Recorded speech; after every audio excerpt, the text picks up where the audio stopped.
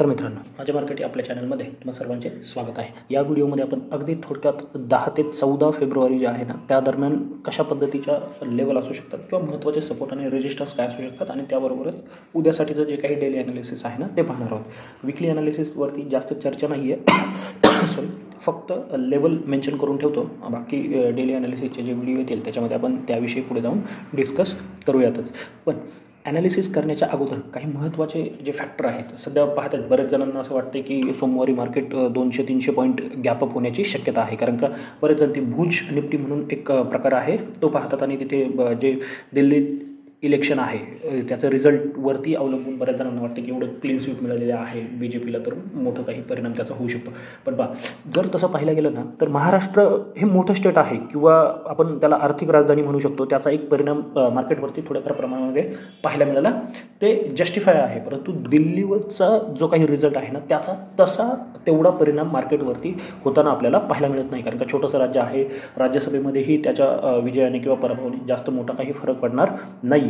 पण आता त्याच्या पाठीमागचे टॅक्टिक्स जर समजून घेतले ना तर जवळजवळ 27 वर्षांनंतर BJPने तिथे कमबॅक केलेला आहे। आणि सगळ्यात महत्त्वाचं, लोकसभेला जो काही सेटबॅक BJPला बसलेलं होतं ना त्यानंतर हरियाणा होतं, महाराष्ट्र होतं आणि सगळ्यात महत्त्वाचं दिल्ली आहे की जिथे भाजपने कमबॅक केलेला आहे। याचा नक्कीच सीटवरती जास्त परिणाम होणार नाही किंवा देशाच्या राजकारणामध्ये, पण नेरेटिव्हसाठीचा त्याचा फायदा होऊ शकतो किंवा बरेचशा पाठीमागे वावड्या जे उठत होते ना की BJPचे जे अलायन्स पार्टनर आहेत ते सोडून जाऊ शकतात। तर कंटिन्युअस तिसरा विजय मिळाल्यामुळे गव्हर्नमेंटला थोडी स्टेबिलिटी येण्याच्या दृष्टिकोनातून याच्याकडे पाहिलं जाऊ शकतं, म्हणून एक थोडाफार पॉझिटिव्ह परिणाम मार्केटवरती पाहायला मिळू शकतो। हा अगदीच खूपच काही पॉझिटिव्ह घडलं अशी शक्यता नाही, कारण का अगदी छोटंसं राज्य आहे, म्हणजे केंद्रशासित आहे, ते काय पूर्ण राज्यही नाही, म्हणजे केंद्रशासित म्हणजे पूर्ण राज्याचा दर्जा नाही आहे त्यांना, आणि त्याचे बरेच सारे कॉम्प्लिकेशन्स आहेत। पण तेवढा मोठा इम्पॅक्ट नॅशनल लेवलला होण्यासारखं राज्य नाही आहे दिल्ली, म्हणजे की त्याचा मार्केटवरती आपल्याला मोठा परिणाम पाहायला मिळेल। हा सध्याला थोडंफार एक सेंटिमेंट होऊ शकतं पॉझिटिव्ह, पण लॉंग टर्ममध्ये किंवा अगदीच सोमवारी सुद्धा मोठी जंप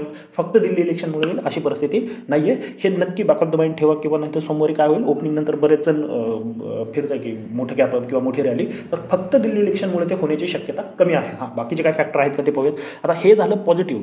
निगेटिव्हच्या बाबतीमध्ये आहेत ट्रम्प तात्या, ते थांबायचं नाव घेत नाही आहेत आणि जोपर्यंत ट्रम्प सेटल होत नाही आहेत, म्हणजे त्यांचे राष्ट्रपती म्हणून त्यांची कारकीर्द थोडीफार सुरुवातीला त्यांना सवय आहे की वादविवाद असतील किंवा जे कॉन्ट्रोवर्शियल डिसिजन आहेत ज्याने फेम येऊ शकतो किंवा ज्याचा गवगवा होऊ शकतो, अशा गोष्टीमध्ये लक्ष घालण्याची त्यांची सवय आहे। मागच्या कार्यकाळातही पाहिलेलं आहे, ह्या कार्यकाळामध्ये तसंच चाललेलं आहे। टेरिफवरून त्यांनी खूप मोठा प्रॉब्लेम सध्याला क्रिएट करायचं चालवलं आहे। चायना असेल, इतर कोलंबियामध्ये थोडंफार प्रमाणामध्ये झालं किंवा इतर देशांच्या याच्यामध्ये, आणि आत्ता त्यांचं चालू आहे की जे फ्रेंड स्टेट आहे म्हणजे जे मित्र राष्ट्र आहेत त्यांच्याही टेरिफविषयी त्यांच्यामध्ये चर्चा चालू आहे, तर त्याचा एक इम्पॅक्ट मार्केटवरती आपल्याला पाहायला मिळू शकतो। हा, याचा फायदा काय होऊ शकतो, हे जर टेरिफ वाढत गेलं ना तर पाठीमागेही मी याविषयी मेन्शन केलेलं आहे की ज्यांना गोल्ड असेल, सिल्वर असेल याच्यामध्ये इन्व्हेस्ट करायचे ना खूप बेटर चान्स आहे। रादर गेल्या काही दिवसापासून पहा तुम्ही, गोल्ड नवीन हाय बनवतोय, गोल्ड लवकरच आपल्याला 1 लाख झालेलं सुद्धा पाहायला मिळण्याची शक्यता आहे। आणि हे मी आत्ताच नाही आहे तर मी दिवाळीपासून सांगतो की ज्यांना इन्व्हेस्ट करायचे, सेफर इन्व्हेस्टमेंट, ज्यावेळेस बॉन्ड रेट वाढतात वगैरे या ज्या गोष्टी होतात ना त्यावेळेस जो काही शिफ्ट आहे तो इकडे होत असतो कमोडिटीमध्ये, म्हणजे गोल्ड असेल, सिल्वर असेल, तिकडे होत असतो। हे त्यावेळेसही सांगितलं होतं, आत्ताही सांगतो की ज्यांना कुणाला थोडी सेफ इन्व्हेस्टमेंट करायची असेल तर तुम्ही तिकडे ते करू शकता। आता टेक्निकली आपलं मार्केट काय सांगते, ग्लोबल मार्केट बऱ्यापैकी काही मार्केट तर जवळजवळ 80Hला आहेत, आपलं नक्कीच अजूनही 10% करेक्शन झालेलं आहे, म्हणजे 10% फॉल बाकी आहे, जो झालेला आहे तो रिकवर करण्याचा बाकी आहे। म्हणजे फक्त 1-2 कॅन्डल ग्रीन आले म्हणून आपण काही चांगलं झालेलं नाही आहे, बाकी बरेचसे मार्केट चांगले आहेत। अमेरिकन मार्केटही टॉपलाच आहे, थोडं वोलेटाईल आहे, फक्त एवढंच। आता आपण काय केलं पाहिजे, या आठवड्यामध्ये महत्त्वाचे लेवल काय आहेत पहा। इथे एक चांगली इंगल्फिंग कॅन्डल आपल्याला फॉर्म होताना पाहायला मिळाली, फक्त कॅन्डलस्टिकवरती जर चर्चा करायची झाली तर, आणि त्यानंतर मार्केटवरती येते। ही ट्रेंड लाईन अजूनही इम्पॉर्टंट आहे आणि त्याच्यावरती आपल्याला क्लोजिंग आलेलं नाही आहे, म्हणून या वीकमध्ये 2 इम्पॉर्टंट लेवल आपल्यासाठी असू शकतात की त्याच्यामध्ये मार्केट कन्सोलिडेशन फेजमध्येच असणार आहे आणि ती रेंज थोडी मोठी येते, म्हणजे वरती जोपर्यंत ही जी रेंज आपल्याला दिसते ती लेवल येऊ शकते 23,750-800 इथपर्यंत, आणि डाऊनसाईडची जी लेवल आहे ॲटलिस्ट हा लो जो आहे या वीकचा तो येतोय 260, त्याच्यामध्ये एक महत्त्वाची लेवल येते, ती लेवल जर डेली कॅन्डलस्टिक प्लेस केली ना मग तुमच्या जास्त क्लिअरली लक्षात येईल, तर ती लेवल या ठिकाणी आपल्याला पाहायला मिळू शकते। हा जो झोन क्रिएट होतोय ना 60-70 पॉईंटचा, तो येतोय 380-420च्या आसपास. म्हणजे जोपर्यंत ॲटलिस्ट तुम्ही 400च्या आसपास किंवा 400च्या वरती आहात ना, तुम्ही बाय ऑन डिप्सचा विचार करू शकता. बरं, याच्या खाली गेल्याच्या नंतर लगेचच मोठा फॉल होईल का? नाही. मोठा फॉल जो आहे किंवा डाऊनसाईड पुन्हा एकदा या पद्धतीचा फॉल मार्केट कंटिन्यू करण्यासाठीचं जी लेवल आहे ती आहे 23,260. जोपर्यंत 23,260च्या वरती आहोत मार्केट चांगलं आहे. याच्या खाली थोडं वीक होणार आहे, याच्यामध्ये कुठूनही येऊ शकतो. म्हणून हा झोन थोडा मोठा आहे, कुठूनही रिव्हर्सल येऊ शकतं. म्हणजे 360 असू शकतं, 380 असू शकतं, 320 असू शकतं किंवा 280 असू शकतं, कुठूनही येऊ शकतं. म्हणून 400च्या खाली निघल्याच्या नंतरही थोडं एक डाऊनसाईडचा विचार तुमच्या मनात येऊ शकतो, पण पूर्ण क्वांटिटीने तुम्ही इथे डाऊनसाईडचा ट्रेड प्लेस करू नका. हे मी वीकली लेवल सांगतो, हे लक्षात ठेवा. आणि अपसाईड जोपर्यंत याच्यावरती आता निघत नाही, या ट्रेंड लाईनच्या वरती जाण्याचा प्रयत्न केला, पुन्हा एकदा खाली येते.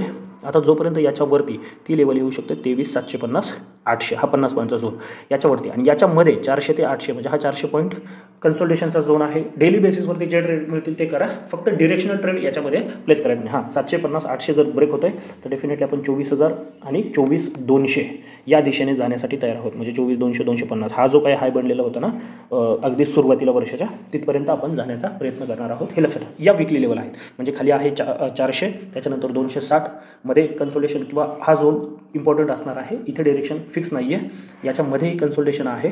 इथे थोडं विकनेस आणि याच्या खाली प्युअर डाऊनसाईड आपल्याला पाहायला मिळू शकतं. 260 ब्रेक झालं तर या वीकमध्ये किंवा तुम्ही नेक्स्ट वीकसाठी डाऊनसाईडचा ट्रेड प्लॅन करू शकता. अगदी या लोपर्यंत सुद्धा आपण जायला तयार होणार आहोत. बरं, आता उद्यासाठी महत्त्वाचं काय असू शकतं, आपण 5 मिनिटावरती जाऊन उद्यासाठीचं फक्त काय ॲनालिसिस असू शकतं ना ते पाहूया. शुक्रवारचं जे कामकाज झालेलं आहे ना तेही बऱ्या प्रमाणामध्ये व्होलेटाईल होतं. म्हणजे डाऊनसाईड पाहिली, त्यानंतर पुन्हा एक अपसाईडची चांगली मोठी मुवमेंट आपण पाहिली आणि त्यानंतर तेवढाच शार्प कट आपण मार्केटमध्ये पाहिला आहे. म्हणजे फर्स्ट डाऊनसाईडला मार्केट येताना पाहायला मिळालं, त्यानंतर एक चांगली रिकव्हरी पुढच्या तास 1.5 तासामध्येच पाहायला मिळाली आणि पुढच्या 2 तासामध्ये पुन्हा आपण डे लोला आलो होतो आणि शेवटच्या अर्ध्या पाऊण तासामध्ये एक रिकव्हरी. म्हणजे इथे प्रॉब्लेम तोच आहे जो पाठीमागे काही दिवस होता. मध्ये 1-2-3 कॅन्डल चांगल्या बनल्या, पण तोच प्रॉब्लेम आहे की तुम्ही कोणताही ट्रेड घेऊन वाट पाहून थांबू शकत नाही. म्हणजे फक्त होल्ड करताय तर त्याच्यामध्ये तुम्हाला लॉस होण्याचे चान्सेस जास्त आहे. इथे प्रॉफिट बुकिंगला जास्त महत्त्व आहे सध्याला, लक्षात घ्या. म्हणजे जर तुम्हाला काही प्रॉफिट दिसतोय ना त्यानंतर ॲटलिस्ट बाकी काही नाही तर तुम्ही तुमचा स्टॉप लॉस ट्रेल करत राहा आणि तो ट्रेलिंग स्टॉप लॉस कुठे ना कुठे हिट होईल तर तो होऊ द्या, पण घेऊन बसू नका ट्रेड. नाहीतर बरेच जण काय करतात, इथे बाय केलं, इथे चांगला प्रॉफिट दिसत असतो आणि इथेच तुम्ही कुठेतरी लॉसमध्ये जायला सुरुवात करता आणि तो लॉस मग पूर्ण दिवस संपेपर्यंत तुमचा लॉस खूप मोठा झालेला असतो. ते होऊन देऊ नका. आता सोमवारी महत्त्वाच्या लेवल काय असू शकतात, आपण जिथे बंद आहोत, जर खरंच दिल्ली इलेक्शनचा काही परिणाम आपल्याला पाहायला मिळाला ना तर ॲटलिस्ट या लेवलच्या वरती निघू द्यात. ती लेवल आहे 23,620. खरं तर 40 येते आहे, पण तुम्ही 23,620चा विचार करू शकता. 23,620च्या वरती एक चांगली अपसाईड आपल्याला पाहायला मिळू शकते. ती आपल्याला 23,730पर्यंत घेऊन जाऊ शकते. अगदी 100-125 पॉईंट नसतील पाहिजे तर 50-50 पॉईंटचे 2 टप्पे करा. म्हणजे 620 नंतर 670-75ची जी लेवल आहे किंवा हा जो काही हाय बनलेला आहे 80च्या आसपास, ती लेवल तुम्ही फर्स्ट टार्गेट करा. त्यानंतर 23,730 असेल आणि मग 23,850पर्यंतच्या लेवलसुद्धा आपण पाहू शकतो, ज्याची शक्यता थोडी कमी वाटते सध्याचं जे मार्केट पाहता. जर काही पॉझिटिव्ह आलं, खरंच रिॲक्शन आली चांगली आणि एक शॉर्ट कवरिंग पाहायला मिळाली तर फायनल टार्गेट हे 23,850पर्यंत सुद्धा आपण पाहू शकतो. इथेही 125 पॉईंट नसतील पाहिजे तर 50-50 पॉईंटचे 2 टार्गेट करा किंवा ते टार्गेट डिवाईड करा. हे मुद्दा म्हणून का सांगतोय, कारण की या पद्धतीचं कामकाज होतं. बऱ्याच जणांनी इथे बाय केलं असतं आणि डायरेक्ट 800चं टार्गेट ठेवलं असतं. काय झालं असतं, 680-700पर्यंत मार्केट पोहोचलं, म्हणजे 480 पासून जवळजवळ 200 पॉईंटची मुवमेंट मिळाली आणि जर वरच्या 100-125 पॉईंटसाठी हे पूर्ण लॉसमध्ये कन्वर्ट होण्यापेक्षा स्टॉप लॉस ट्रेल करा, टार्गेट छोटे करा आणि त्या पद्धतीने आपला प्रॉफिट बुकिंगवरती फोकस करायचा आहे. डाऊनसाईड कुठे आहे, डाऊनसाईड ॲटलिस्ट 440 ही लेवल ब्रेक होऊ द्यात. आत्ताच मी सांगितलं वीकली बेसिसवरती 400 महत्त्वाचे आहे, पण ते 400 महत्त्वाचे कसे आहे की त्याच्या खाली क्लोजिंग येणं गरजेचं आहे. डेली बेसिसवरती आहे, कदाचित डेली बेसिस खाली जाऊन येऊ शकतं. म्हणून 440 जर ब्रेक होतं आहे कोणत्याही कंडिशनमध्ये, फ्लॅट गॅप डाऊन आणि त्याच्या खाली एक थोडा वेळ सस्टेन करते किंवा सस्टेन करून ब्रेक होतं आहे 440, तर तुम्ही एक डाऊनसाईडचा ट्रेड प्लॅन करू शकता.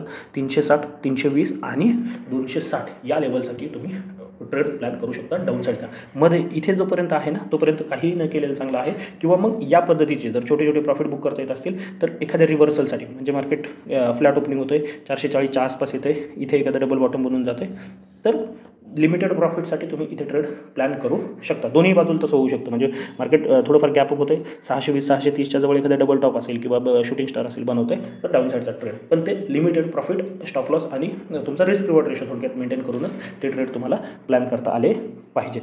आता बँक निफ्टी बऱ्यापैकी प्राईस ॲक्शन बनवून चाललेली आहे. म्हणजे नक्कीच पाहिलं तर त्या दिवशी एक फॉल आपण बँक निफ्टीमध्ये पाहिलेला आहे बऱ्यापैकी, नंतरून रिकवर पण झाली. म्हणून मग बँक निफ्टीसाठी आता 49,900 ही लेवल खूप इम्पॉर्टंट आहे.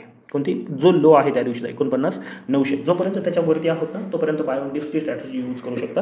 जर 49,900 विकली बेसिसवरती सुद्धा 49,900च इम्पॉर्टंट लेवल आहे. जर 49,900च्या खाली एखादा क्लोजिंग येतोय तर आपल्याला एक मोठा फॉल आपल्याला पाहायला मिळू शकतो. तो अगदी तुम्हाला 48,800पर्यंत सुद्धा घेऊन जाऊ शकतो. मध्ये म्हणजे 1000 पॉईंट आहेत, 1100 पॉईंट, 300 पॉईंटचे 3 टप्पे तुम्ही विकली बेसिससाठी याच्यामध्ये करू शकता.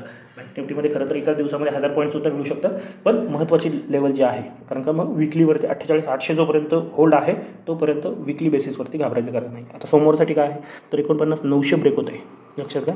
तर आपल्याला एक डाऊनसाईडची ट्रेड प्लॅन करता येऊ शकतो. त्याचं पहिलं टार्गेट 49,650-700 हे असू शकतं. त्यानंतर 49,500 आहे आणि 49,350पर्यंत आपण पाहू शकतो. अपसाईड कुठे आहे? अपसाईड ॲटलिस्ट तुम्हाला हा जो स्विंग आहे ना तो निघू द्या. ती लेवल येते 50,450 ते 500 आणि याच्यावरती, कारण का 2 वेळा ट्राय झालेला आहे.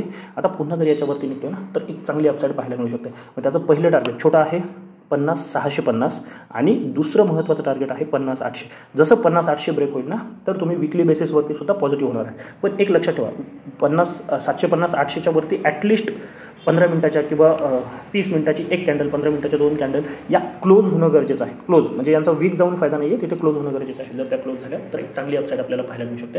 अगदी सोमवारसाठी जरी म्हणायचं झालं, जर तुम्ही याच्यावरती निघताय किंवा मोठं गॅपअप होतं आहे तर 50,800च्या वरती तुम्हाला 51,000 आणि 51,200पर्यंतच्या लेवलसुद्धा पाहायला मिळू शकतात. इथे बघा 50,200 आहे क्लोजिंग, 51,200 म्हणजे 1000 पॉईंटची मुवमेंट होते. कदाचित शक्यता आहे जर खरंच पॉझिटिव्ह वाईब असतील मार्केटमध्ये तर आपण तिथपर्यंत जाऊ शकतो.